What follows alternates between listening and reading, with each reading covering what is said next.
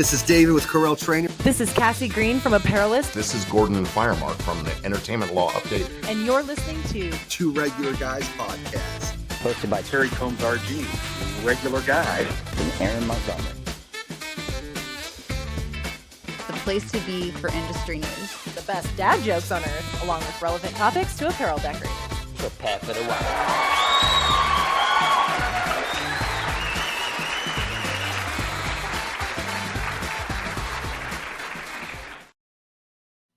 All right, welcome into the show. It is Friday, October 4th, 2024. I'm Terry Combs. You can find me at terrycombs.com. And I'm Aaron Montgomery from our Success Group, and I help business owners reconnect with why they started their business so they fall back in love with it and what they get to do. So if you'll head over to osg.link/thank you, I can walk through a no-charge SVP assessment with you to see what I'm talking about there. But Terry, today, exciting stuff. We've got Dan Barefoot joining us, and he's going to be pulling double duty. We're going to give him double pay today. But we're going to bring him on, and he's going to share the news with us. World Imaging News is his organization, and he's doing some amazing stuff over there, especially on the heels of Printing United there.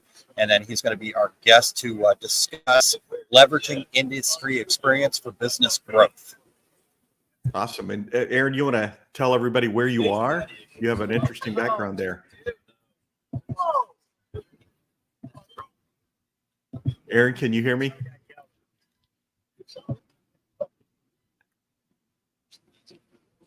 All right. Well, we want to make sure that everybody stays till the very end for the secret sauce.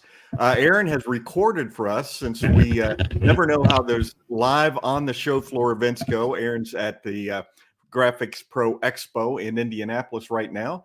And he's going to be sharing his secret recipe to expand your comfort zone for business growth with a special side of avoiding burnout. And Eric, why don't we all go right, ahead? Sorry, I have lost sound, so I'm going to work on that. And I will be right back. I'm sorry, guys. All right, Eric, why don't we go ahead and head to the news while he works on that.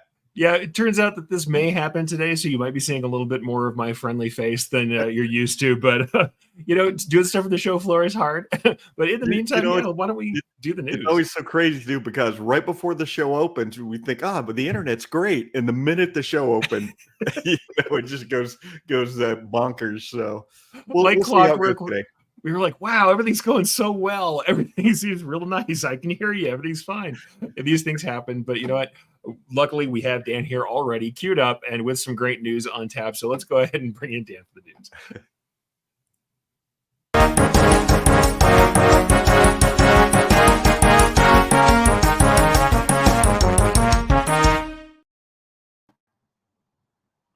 Good morning, everyone. It's really great to be here. The best laid plans of mice and men, of course, with Aaron. I'm happy to meet up with Aaron and Terry and Eric again after the Printing United show. We've been really busy following up on the Printing United show. It was an amazing expo. Today, I'll be sharing some updates on some key activities from Printing United, focusing on three major stories that Win News is currently monitoring. Let's talk about one of the major trends we've been covering at World Imaging News, the rapidly growing DTF or direct-to-film market. Now, this is also a market that Two Regular Guys have been following up and have had some of the major players in this industry.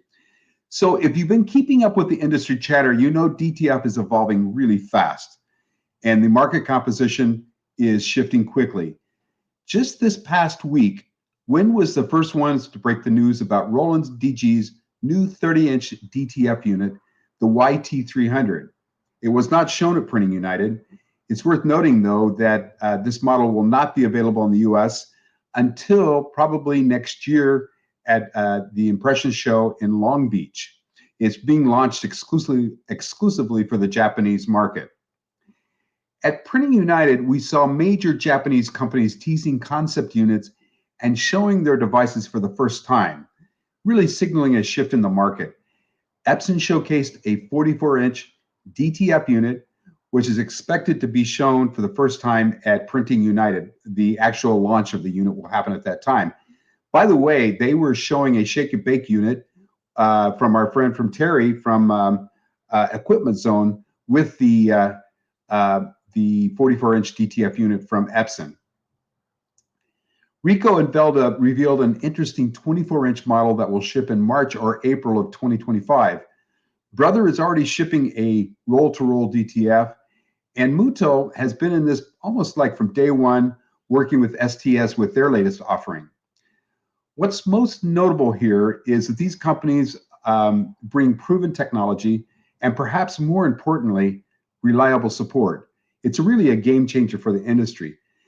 The DTF market is segmenting fast. Entry-level buyers are being very cautious after experiencing many support issues, while the mid-range market is where major activity is occurring and may migrate to big Japanese brands because of their support capabilities. On the high end, we've got players like CobraFlex with their 15 print head Venom unit, which can image at an amazing 2,700 square feet per hour. It's being sold into very large nationwide screen printers. And the reason is it can image up to 10,000 transfers in a normal shift. By the way, that unit's $150,000 as well. So the market is really starting to segment. We're seeing this. The market's changing quickly, and it's for the better. We'll keep a close watch on these developments, and I'll continue to bring you the latest updates as they unfold. The second story that caught our interest was Mimaki, Muto, and Roland introduced or showcased their new print and cut units during Printing United. One of the most notable announcements came from Muto, who entered this market with a 24-inch unit priced at $69.95. This unit offers impressive specs for the price, making it a compelling option for businesses looking to get into the print and cut market. Mimaki also unveiled their 64-inch CJV 200-160. The price point's crazy, $11,995. This is a 64-inch print and cut device. It wasn't too many years ago that anyone that was buying an eco-solvent printer, if they had a unit at $12,000, that was a great price. Now you get print and cut for $11,995. Roland introduced their BN220A 4-color unit, and it's available for $64.95.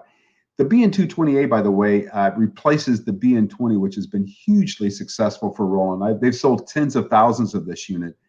One thing that's quite interesting right now is I've seen the BN20A at an amazing price of only $24.95 on a variety of different resellers' websites, including Inkjet Biz and others who are selling this print and cut device for $24.95.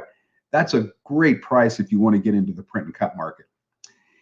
In an upcoming Win Spec Talk, we'll be doing a deep dive into these models, comparing their features, performance, and pricing. The last segment is the purchase of Fiery by Epson. As many of you know, we were also among the first to report on this news, thanks to a tip that we received from Japan. While everyone's now covering this story, I think we have a bit of a unique perspective. Epson's recent purchase of Fiery for a staggering $591 million has really sent ripples through the printing industry.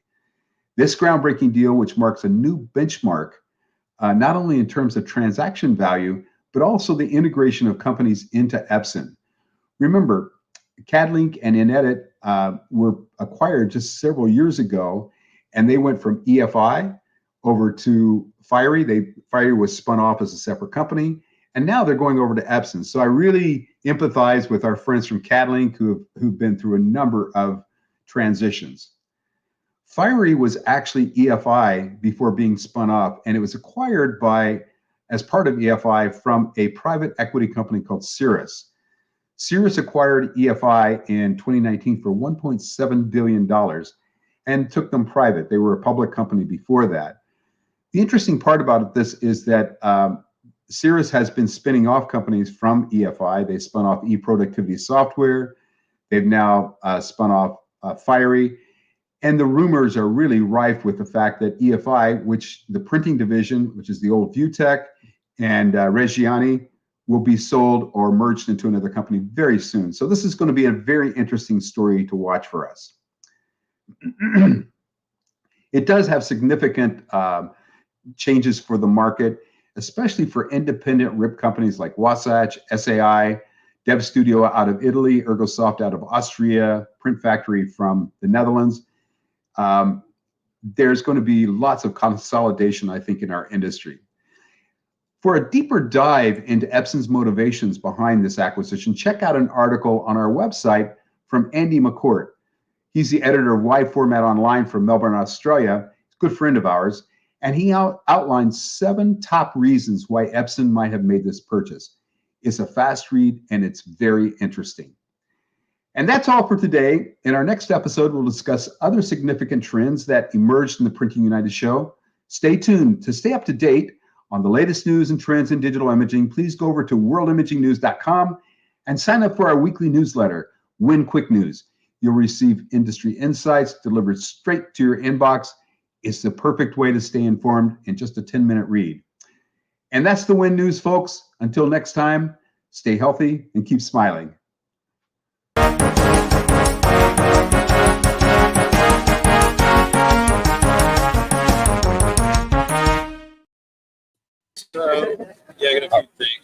All right, I think I'm back. All right. Very good. You know, that Epson acquisition of Fiery really caught people by surprise. And, you know, Aaron, you and I go way back with CADLink from the days of them inventing RIP software for screen printers. Yeah, definitely. We got way back with them. So, all right. Well, good stuff. And thanks to Dan, and appreciate him doing double duty here, Terry. And we're excited to have him back here in just a moment. But can we say hi to some folks that are tuned in here first, Terry? Right up the hill in East Peoria. I'm sorry, didn't quite hear you, Aaron. Okay. Right across the street. Okay. Yeah. Where in relation to Walt? Okay. I think we're trying to say hi to some of the folks who are in the chat right now. Sorry. I think we're still having some audio troubles as we were before. I'm going to go ahead and throw the mute on just for a second. But yeah, we've got a couple people in the comments who are saying hi. Chuck Peterson is in real quick saying good morning early. Thank you for being in here, Chuck. Darren also jumping in, and Rena saying good morning from the very hot SoCal. And also, Ramona, a longtime listener of the show, tuning in saying, morning, guys. Aaron, good to see you at the event. So, Mona obviously meeting up as we're going. And we also have Charles showing up and saying happy Friday all. And a good comment from Ramona here that we have to go ahead and pay attention to. She says, laugh, sometimes we need to have plan Bs. And yep, sometimes we do. Well, I think we jinxed ourselves because before the show, we were joking with Dan that over the years, technical difficulties were kind of our calling card, and we at last embraced it. So here we are. Yeah, it seems like we're still having some issues with sound and stuff, but you know what? I mean, it is the nature of doing things live. I'll bring Aaron back in. We'll see in a second if he turns out better. But you know, this is how it is doing stuff live, and certainly all of us know from doing trade shows, if we've been doing this for any period of time, that sometimes you just got to roll with the punches. I think Aaron is in the Magic Touch booth as well, and those guys are very popular. Yes, they are. They are very popular, and they definitely know how to spin the trade for sure. All right. Well, I think it's time for a dad joke, don't you think, Aaron? Or Aaron? Yeah, I think it is about that time. And if Aaron says he's back in, let's see if we'll bring Aaron back in for the dad joke. Let's see how this turns out. All right, let's try again. Is that better? Yep. Sound better for now. Let's go ahead and make with the dad joke, though. I mean, this is a good one. I'm going to say, usually I'm not always the one who laughs. Generally, I'm the one who cringes at the dad jokes. Everybody waits to see how much I hate them. This one actually got me this morning. So either I'm a little weak this morning or somebody's done a better job than usual. Let's do this. All right.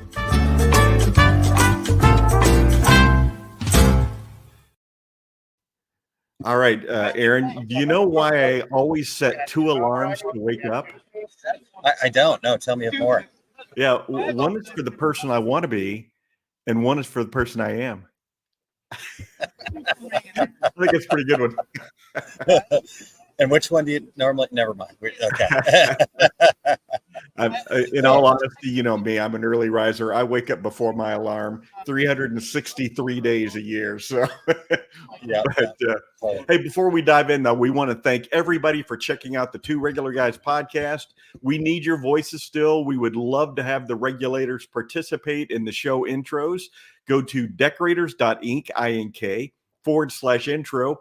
Read a few sentences and be a part of the show. Don't be left out. We are always looking for new guests. So if you or anyone you know would like to join us, go to calendly.com/2 regular guys to book your future episode, or email us at info@2regularguys.com with your show ideas. If you are listening to the podcast version of the show, we would appreciate you sharing the Two Regular Guys podcast with all of your industry friends so they can become regulators too. We would appreciate you giving us a review on Apple Podcasts, Spotify, iHeartRadio, Amazon Podcasts, YouTube Podcasts, wherever you do your podcast listening, we are there. And if you're watching us live right now, please join in with your comments and your questions for Dan. All right. Well, thank you, Terry. So let's go ahead and do that. Let's get Dan in here, and hopefully I'm not too distracting. I'll keep muted when I'm not talking, if that's okay for everybody. And so you guys ready? Yeah, let's bring Dan in. Okay, let's do it. Hey, Dan, welcome back. Thank you so much. Also, thanks for putting up with my technical difficulties here, but we're excited to have you back to talk about leveraging your network, what you've been doing. When you sent out I think maybe it was on LinkedIn or something like that, and saw that you were doing this new thing, I was like, man, this is cool. This is really awesome. I was stoked that you're doing this. But for people that aren't familiar, Dan, give us a little bit of the Dan 101. What's your background in the industry, and share with folks kind of what got you to this point here with Win News.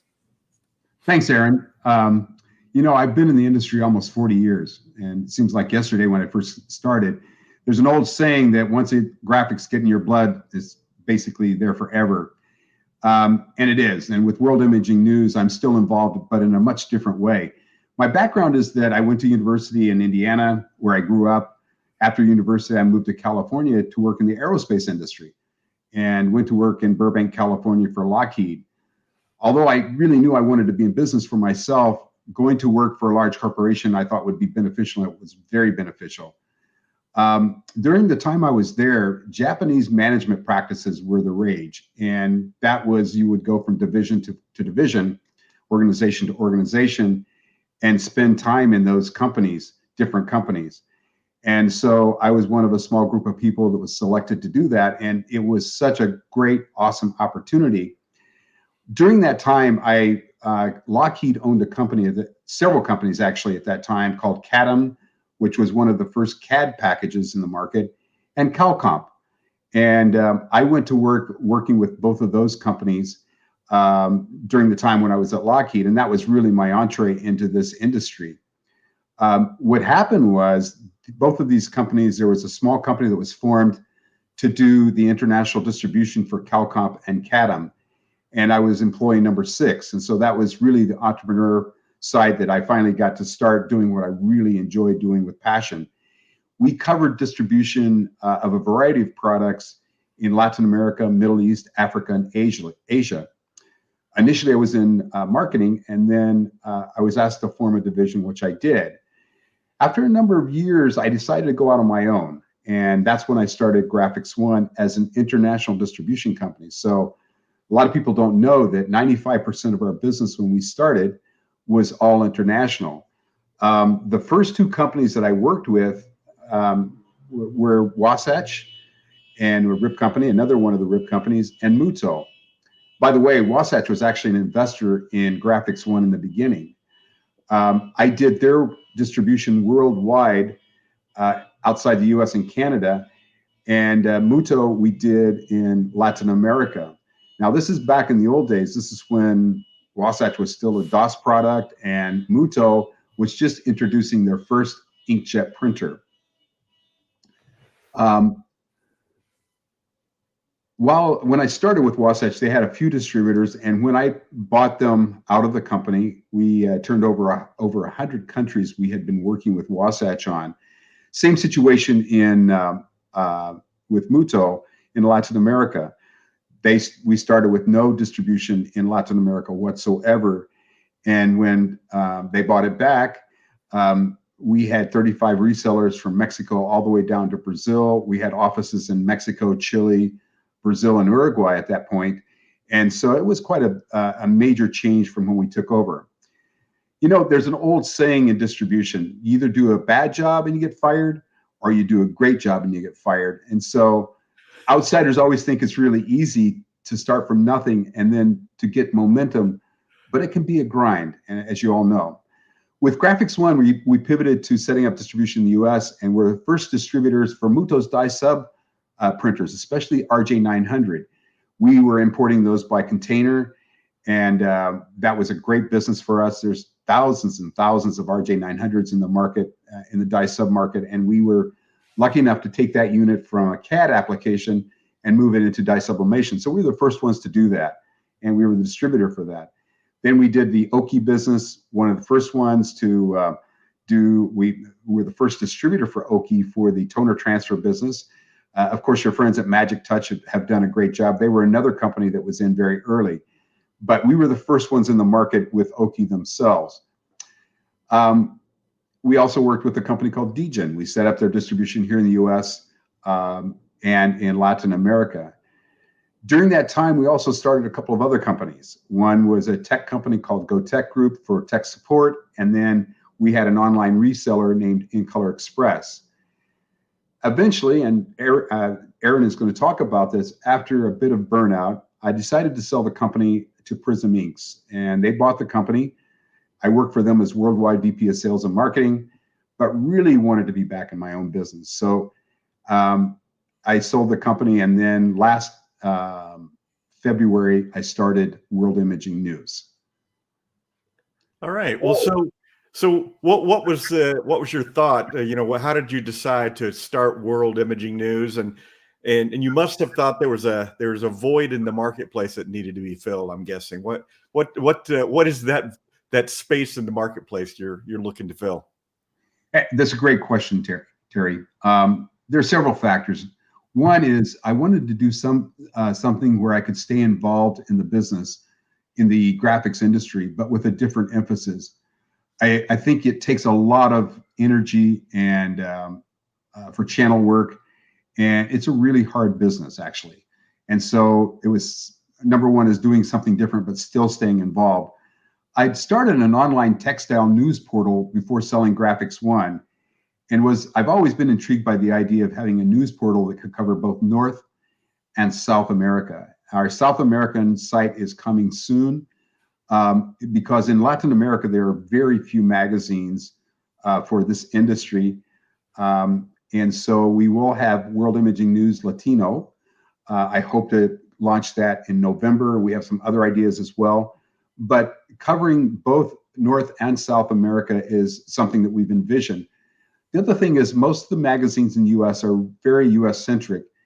And because of my travels and having read magazines around the world, I felt there was a really good opportunity to try and bring more international stories to the American market. So we are doing that. We have stories from Japan, from Australia.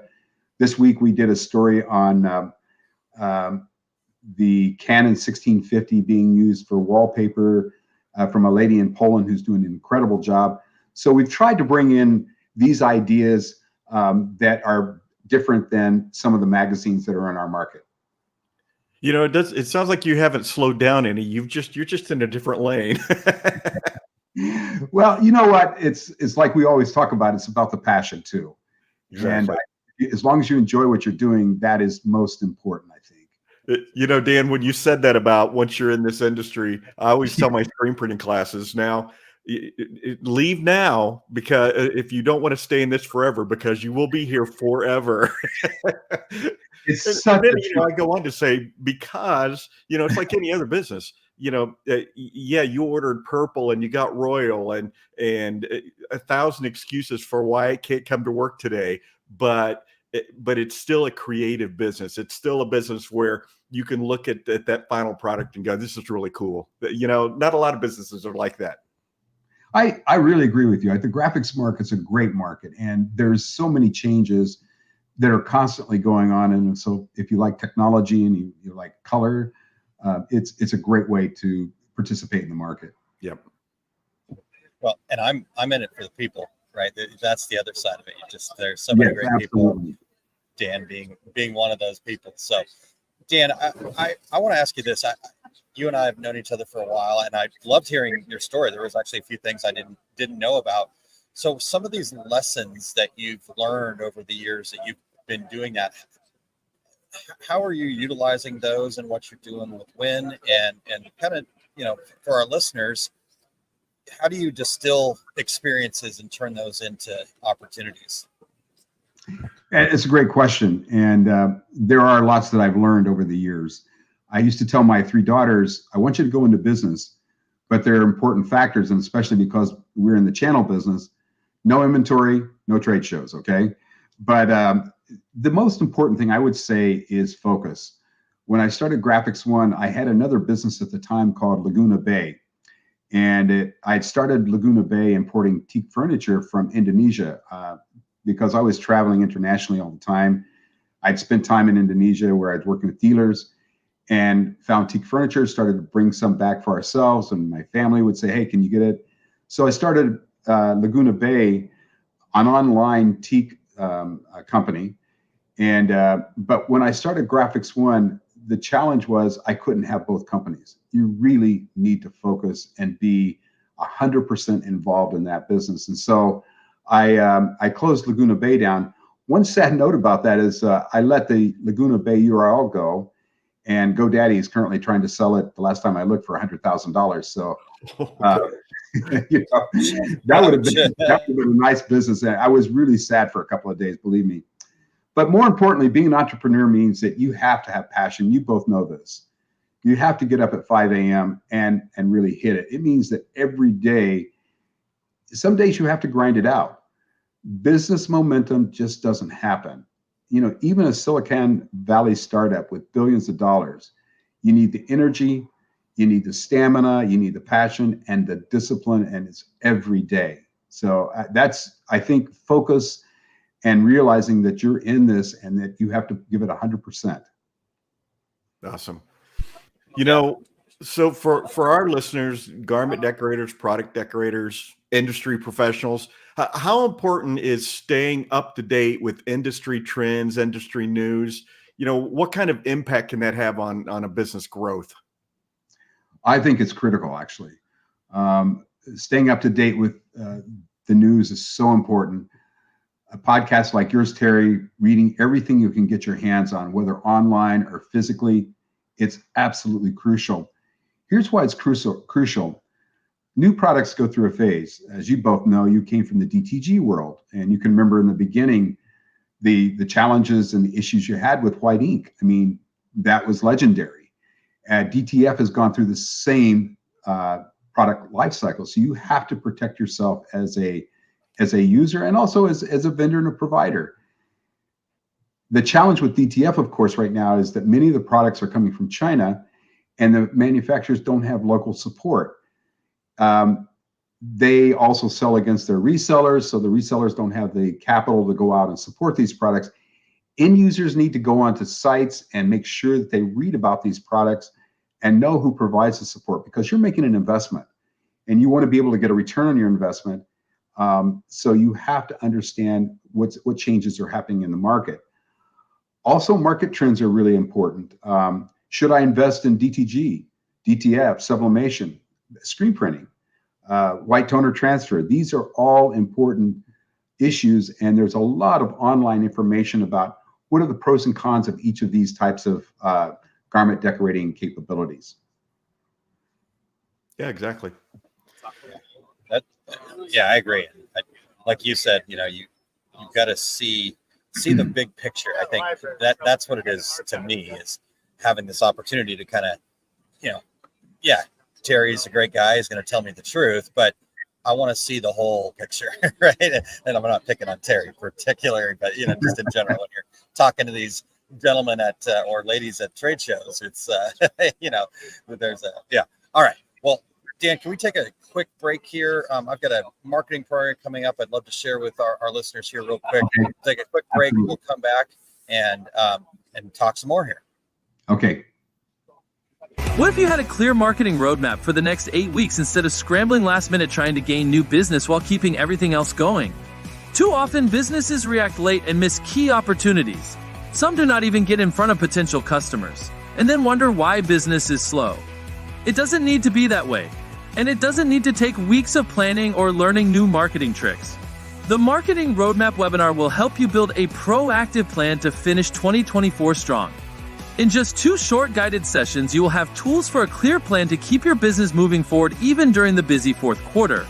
Register today at osg.link/MKT to finish 2024 with clarity, confidence, and the tools for a real plan. It's time to stop reacting and start taking control of your business. We are excited for you to join us on October 17th and 18th. Register for these free sessions at osg.link/MKT.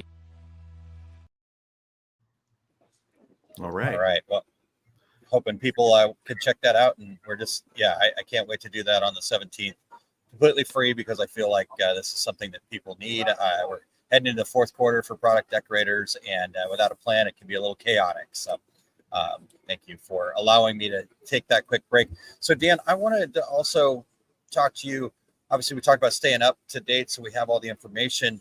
But I think another reason is just understanding the trends so you can best prepare and plan ahead. As you're reporting, as you're working with folks to find out what's really happening, keeping your ear to the ground, what are some current trends in the garment decorating space specifically that you think business owners should be paying attention to right now? There's a couple of things that maybe I take a step back a little bit. And the first thing maybe you're looking at is, who's your customer and what kind of pain points do they have? How can I solve their problems?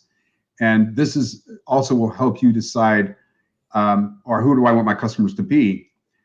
So how do I interface with my customers? And I think that one of the things that I see is not only the product side and the printing side, but is on the software side. I think the companies that are really scaling are really, in a way, software companies. You can see in the garment business this is happening, and especially when you start to get multiple printers online at that time. I found one of the most interesting parts of Printing United is software that's coming into the market that helps newbies transition and scale their companies. One of these companies is called Gelato. They're out of Norway, and they have a software backbone basically that will actually help you with inventory. They'll actually keep inventory in country. They're working in, I think, 30 or 40 countries now, and they're starting to sell and work in the US. They will actually do the software back end for you, accounting. They'll help you sell. They will help you with inventory. It's a very, very interesting business model. So, it's not just, okay, I'm going to make a t-shirt or a garment for my customer, but everything that goes into it. It's the whole business that you have to be aware of. And so I think that not only looking at the hardware, but looking at the software as well is really critical. Interesting. Well, so Dan, you clearly have a lot of experience with startups, having participated in so many of them. So what are some strategies that for our listeners that contribute to a successful startup in the garment and product decorating space? Well, again, I think that if you look at the marketplace and you determine, hey, this is where I want to go, at the end of the day, there's 2 parts for it, and that is, do you have the passion for it? And if you have the passion for it, can you wake up in the morning and just cannot wait to get into the business? It has to be a singular focus. And can you create the momentum? Because, there's no doubt, no matter what business you start, you have to create momentum. And that's the hardest part of any business, is the process of creating that momentum. What it's taken to get this webcast or the podcast together and how long it's taken. It just doesn't happen overnight. And so do you have the staying power? Do you have the passion? Can you create that momentum and stay really focused on that? It's funny. I always tell people, again, in my classes, my seminars, that being an entrepreneur gives you the freedom to work all the hours there are in the day. But I had somebody raise their hand in a seminar once and say, so if I'm on a 2-week vacation, and you could hear around the room people starting to snicker, and it just broke into laughter. I'm like, they're not laughing at you. It's just it's not a very common thing for an entrepreneur to say, "Hey, I'm going to be back in 2 weeks. See you later." So Yeah, anyway, it's so true. How many vacations I spent with my family on the phone with people and solving issues with support and things like that. But it's part of the package too, though. I mean, it's part of the package. If you love what you do, yeah, and my boss is not a nice guy anyway. So those bosses, I tell you. Yeah, yeah, he doesn't understand. I think I was talking about the passion to get up. I used to, when I first started Graphics One, I would call it dialing for dollars, and I would start early in the morning with Europe and just work my way around to Latin America. Then I would hit Asia, and late at night I could hit India, and because we were selling there as well. And that's what you have to do to make it happen. You just have to be really motivated, passionate about what you're doing. Absolutely. All right, had to find an unmute button there. So, yeah, can I back up a little bit? You had referenced gelato. I'd actually never heard of them.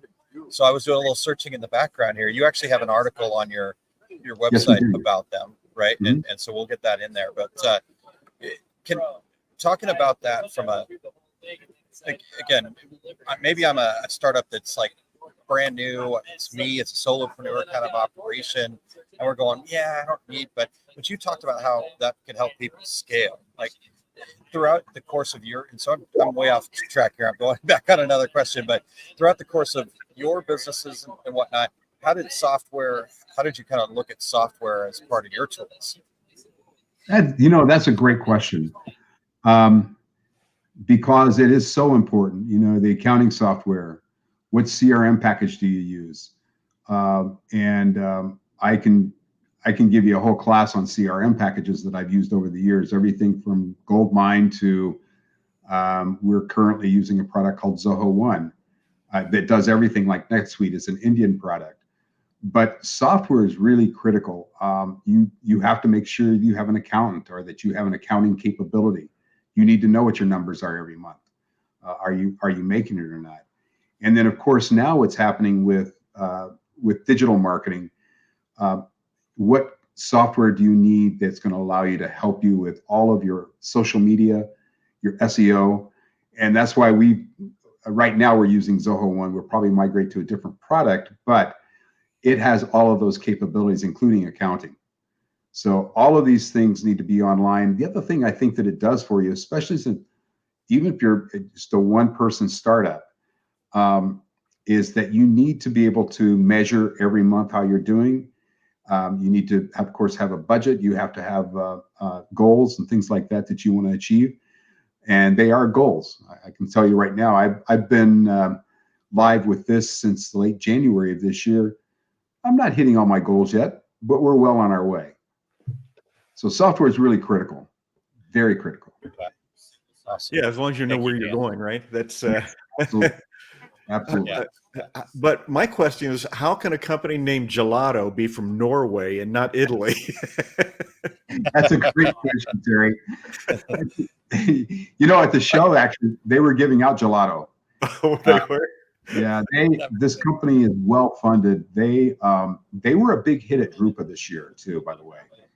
They were in a lot of the magazine articles, and I met with. It's funny, the COO that's running the company. She's an American from Boston, and I found it fascinating how they got into the business. They've got this backbone software package that really helps companies scale. And I said, you come into the U.S. market, it's got to be a much different market than I think that they're working in India as well. So how do you do this? And I guess that's the secret sauce. Very interesting. Love it. Yeah. So Terry, Dan, do you have anything else you want to share with us while we're before we let you go? Go ahead. No, I was just going to say, Terry, we could do an entire show on how companies got their names. We had how Kornit got their name. Dan, how did you come up with Graphics One? I mean, obviously graphics. Is there any fun story behind that? It's interesting. I always like to use acronyms, and so I wanted to use GO. And so Graphics One, we just kept looking for a name. It's like the same thing we're doing with World Imaging News. It's WIN, the WIN Network news portal. And so Graphics One, and actually we had something else, and I kept looking for something that we could use because all of our branding's really critical. That's the other thing, that we did a lot of branding, a lot of OEM type work, and I wanted to be able to use Go this, Go that, Go this, and that's how we came up with the Graphics One name. It's funny, we were just chatting the other day about we should do a show and have people tell us how they came up with the name of their business. I mean, this podcast, was all came from me doing a seminar down in Dallas in 1991, and with Mark Vinnett. Dan, you probably know Mark, and I'd never met Mark before. But they paired me with him, and he went up to the microphone first and said, "Hello, everyone. My name's Mark Vinnett, MBA." I'm like, MBA. So I went up to the microphone. I was so nervous. And I said, "Hi, everybody. My name's Terry Combs, RG, regular guy." and so when Aaron said, we should do this podcast 12 years ago, I said, "Well, what would we call it?" And he goes, "Well, we have to be the two regular guys. There's no other choice." Yeah, love it. It's a great story. Great story. All right. So, Dan, go ahead, Aaron. Yeah, I was just I want to ask Dan one more question though. Sure. Dan is such a wealth of information, and we can't let him go. I know it's probably a little hard to hear over here, and I get distracted. There was somebody pushing a little dog around just a second ago, so that's what I was. But anyhow, I digress. Dan, okay, you've been around this for a long time, been involved in all sorts of different equipment and different spaces, traveled the world. If you were a new business owner today, what would be the first thing that you would do? Like, what's a piece of advice that you would hope people could get, that they could take away right here today? Yeah, I think there's probably 3 or 4 items that I would look at. Number one is, of course, identify your niche. And when I say identify your niche, who are your customers? Who do you think your customers are going to be? And what pain points, what problems are you going to help them solve? And whether it's garment decoration or whatever. But I think you can't be all things to all people. That is very, very difficult. And I found that out. I mean, I think that once we narrowed Graphics One, it was much better, because at one point I was very, very broad. And you just need to focus and put all your efforts behind it. The other thing is you've got to invest in the right equipment. And that's why we were talking about before, making sure you stay up to date on the industry, reading and going to trade shows and listening to podcasts like this are so critical. The other thing that's really important these days is leveraging digital marketing. And that's an area where we've been very, very aggressive. You have to be, because this is all about eyeballs, right? And so we are heavy users of social media and SEO. We talk to those that we're selling banner ads or selling our services to about the customer journey map. How do you touch that customer? There's physical touches, when you're at trade shows or you're doing demos or things like that. And then there's digital touches, the awareness side, where you have, you're doing Twitter, you're doing Facebook, you're doing Instagram. So you have to leverage digital media as well. And at the end of the day, it's all about focusing on customer service, making sure your customers are really happy. I think those are really key parts of growing any business or going into business and understanding what you have to do. Wow. Great advice, Dan. Thank you so much. Yeah, absolutely. Dan, where can our listeners find you? Yes, as I mentioned before, worldimagingnews.com is a great place. My email address is dan@worldimagingnews.com. And I always take phone calls as well, 818-679-8075. I like talking to people. I like to hear what's going on in the industry. And if you have any tips on news stories, we always like those, because we try to get the news out really fast. So there's where I can reach you. Awesome. Well, thanks so much, Dan, for bringing the news and bringing all this great information today. And we will see you again very soon. Thank you so much for having me, Terry. I really appreciate it, Aaron and Eric. It's always a pleasure, and I'm really happy with what you do. You're doing a great job, and want to help you as much as I can. Awesome. We appreciate that. You're the best, Dan. Thank you so much, man. Okay. Great to see you. Okay, great to see you too. Have a good one. Bye-bye. All right, that was great. That was really good. So I mean, just like loaded with golden nuggets too. That's the thing I'm loving. I can't wait to go back and listen, and hopefully I wasn't in the way too much with. It's a trade show. It's fun, right? You got to get out here and you gotta see it. So Terry, Aaron, that's one thing that I loved about what Dan said there at the end. He says, you've got to get out to the trade shows. I always tell people in my screen printing classes, I'm like, you know what? You already have an advantage over all your competitors because they don't do this. They don't come to a class. They don't go to the trade shows. They watch a couple of YouTube videos, and that's their. They don't experiment. They don't try to learn new things and new techniques and technologies and things like that. Yeah. So that's that. You're correct. Lots of great nuggets for our friends out there who are business owners. Yeah, for sure. And I think just in general, keeping up with trends, that'll help you better in your space, your job. Even if you're not a business owner, I think the cool part about being able to do this podcast, Terry, is that we get to distill information that people can take and use. We're not saying, hey, this is the way it should be done, follow these steps. We're saying, hey, let's bring in all the information. Let's figure it out and go from there. So, all right. So can I get off track real quick here? Sure. Eric, would you make me a full screen real quick? Oh, this is, yeah. Just went black. Okay. So you guys can see it. That was the picture I just took. So, all right, thank you. That's what got me distracted a little bit ago. So I apologize. Well, garment product decorators are a peculiar bunch. Yes, we are. Yeah. Hey, Terry, can I also give a quick squirrel? Yes, exactly. Thank you, Eric. Can I give a quick shout out? I'm actually sitting in the American Print and Supply booth here, and they let me carve out a space. I'm taking up a chunk of their booth. They've got the stuff behind it, but I just want to say thanks to them. Also, my friends over at Magic Touch, which are right over across the way.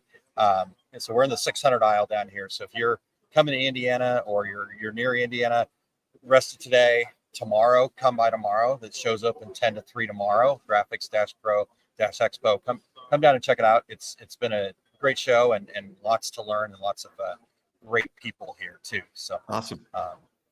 Yeah. Thanks for allowing me to do that quick shout out. All right. Well, what's next here, Terry? What's happening for you? Where's your big book of travel taking you? Absolutely. My complete screen printing business course next weekend, not this coming weekend, but next week I'm going to be in Chicago at Atlas Screen Supply. That class has been sold out for a couple of weeks, so time to pencil in 2025. Sorry to say that, Aaron. The next workhorse class here in Phoenix will be November 16th and 17th. I'll be talking DTG and DTF printing at Impressions Expo on October 24th. And watch for all my upcoming events at terrycombs.com. How about you, Aaron? Well, tomorrow I will be presenting my popular course here at Graphics Pro called what is it? I just was thinking about Scott. So not how to print t-shirts for fun or profit. That's Scott's book. How to master pricing for profit. Wow, that's very similar. I just realized that. But squirrel again. All right. So that's happening at 11 o'clock local time here in Indianapolis tomorrow. During the rest of the show, I'm going to be hanging out right over here in this area, in the 600 aisle here with my friends at Magic Touch, my friends at American Print and Supply. So come see me in the 600 aisle. But if you're not here in the Indy area, and you may be closer to the East Coast, I will be heading to Charlotte towards the end of the year here for the Graphics Pro Expo out there in Charlotte. So I will be teaching that same course, How to Master Pricing for Profit, on November 9th at 11 a.m. local time. It'll be, I think, right after the election, Terry. So we'll know more then. And how we need to adjust our pricing accordingly, right? So, Exactly. yeah. And then last thing I wanted to share real quick, Terry, and I'll let you share for Eric here, is I want to talk to people out there, and I want to buy them a coffee, right? So this will be a virtual call, but I'm giving out $10 gift cards to get 20 to 30 minutes of people's time. I'm looking for business owners who have 2 to 5 team members and have been in business more than 2 years. And even if your team members are VAs or part-time employees, that's totally fine. I'm just looking for people that have to deal with some relationships in their business. And so I would love to talk to you. I'm calling these partner perspective chats, and it's a absolutely no strings attached conversation that's going to give me some information. No sales pitch at all, I promise. In fact, you guys know that sales pitches are not my thing anyways. So, but if that's something that you'd be interested in doing and be willing to help me out, if you'll go to osg.link/coffee, COFFEE, and we will, you can set that up and I will get you that Starbucks gift card before we get on. So if you want to have a coffee, I'll have a coffee as well. Awesome. So that's what I've got happening. Yeah. All right. Thanks, Terry. So for Eric, join Eric for episode 204 of the Take Up, Patch Digitizing and Production Q&A. For all of you who want to discuss the methods of producing small patches on your embroidery machine, this is your episode. Eric will update you on some of his techniques and how they've changed, answer questions about types of emblem making that he's done, and follow up on your questions and comments live. Head over to ericcampbell.com and click the Take Up tab at the top to get to the YouTube channel and check out the live at 2:30 p.m. Mountain Daylight Time. Sorry, Eric. He's got to get the time right. Awesome. Yeah, check that out. Eric's shows are always amazing, and so go check that out. And then real quick, I just saw Collegiate Press wide format said just booked for GPX Charlotte. So make sure that you reach out. I'd love to make sure that we connect and get to say hi in person. All right. Well, Terry, I actually went ahead and recorded the secret sauce today because I didn't know what was going to happen. Obviously, a lot of distractions and things going on here. So I wanted people to be able to get what I've got for them here. So are you ready for that, Terry? Ready to do that? Yeah, let's get some sauce.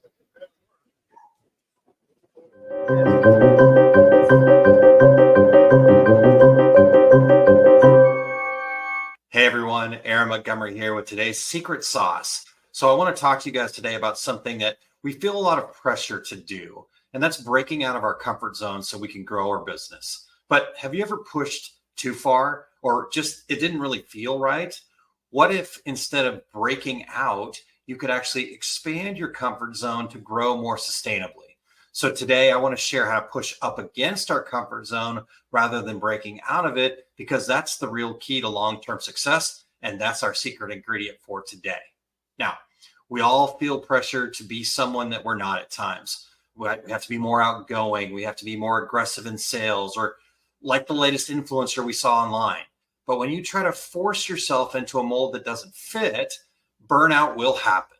You're left feeling exhausted and disconnected from the authentic connection that truly grows your business. Not too long ago, my wife shared a story about when she got into network marketing, and she was told to reach out to all of her old high school friends to build her business. And that was the key to success. And she felt forced. It felt inauthentic. And frankly, it didn't work. In fact, she retreated even further back because it wasn't who she was. So instead of trying to be someone else, if we focus on enhancing who we are, then we're going to find success. So leverage your strengths. So let's say, for example, in-person interactions are your thing.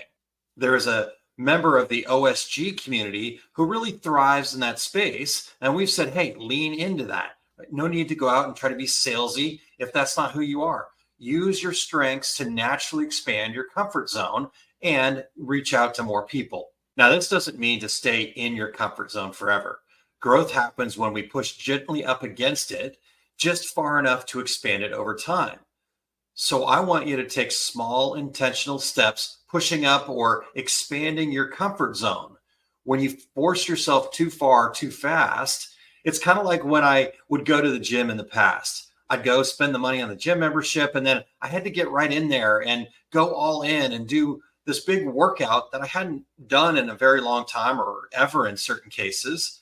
And then I'd be super sore the next day and I wouldn't want to go back, right? So this challenge can backfire on us if we're not careful. So we want to just push up enough against it to feel stretched, but not overwhelmed. Now, let me close with giving you a step-by-step guide of how you can expand your comfort zone here.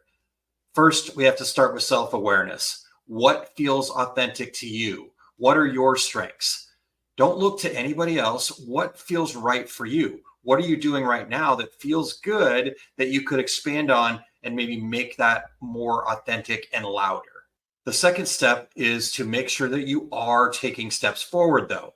Don't allow that comfort zone to hold you back. So look for those things that are your strengths or things that are working for you, and then figure out, how can we do more of that? The third step in the process is to reassess and adjust.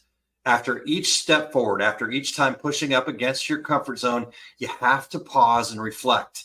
Did it feel right? How can you adjust it, and how can you expand it even further? Fourth, you need to leverage community support. Success is a team sport. Don't do it alone.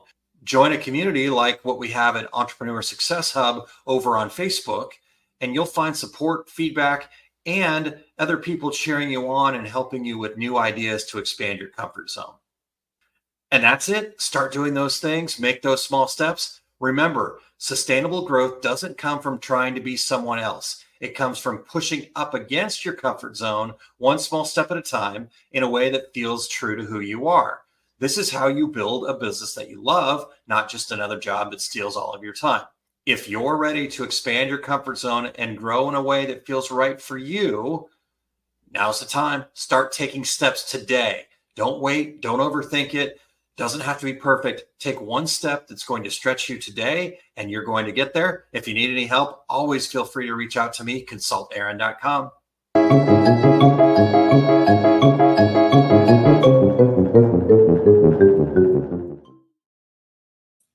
Awesome. That was really good.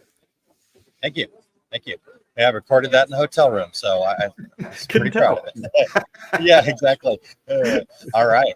Well, hey, Terry, this has been a fantastic show here today.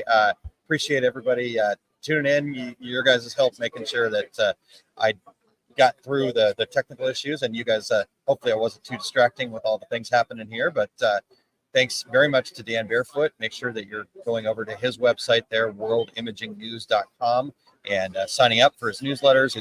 I love getting his emails, and he's doing a fantastic job. So we're excited to have Dan as part of our news group as well, Terry. So Awesome. Great show today. Yeah, absolutely. And we want to thank our show producer, Eric Campbell, for pushing all the buttons and turning all the dials, and for occasionally jumping into the show to help move us along. So, Terry, I can't believe I'm reading this. Next week, we will be announcing the 12th annual Reggie Award categories. Did I really just read that? Is that correct? I think it's what's on the schedule. So that's okay. All right. That's crazy. I can't believe it's October, but I got to get maybe those I should send out last year's. The 2024, not 2025. Yeah. All right. So I guess I should probably send out last year's awards finally. I've got to get that on my list somehow. I did have somebody ask if theirs got lost. So yeah. All right. Until next week, I'm Terry Combs. He's there in Montgomery. And that was the Two Regular Guys. Here we go. We're out. Awesome. Thank you for listening to Two Regular Guys. Check out our website at tworegularguys.com. That's the number 2, regularguys.com. You can also interact with us over at our Facebook page, facebook.com/tworegularguys, or send us a tweet, twitter.com/tworegularguys. And we have a YouTube page. You can find all that from our website, tworegularguys.com. Thanks for tuning in, and we look forward to spending some time with you again next week.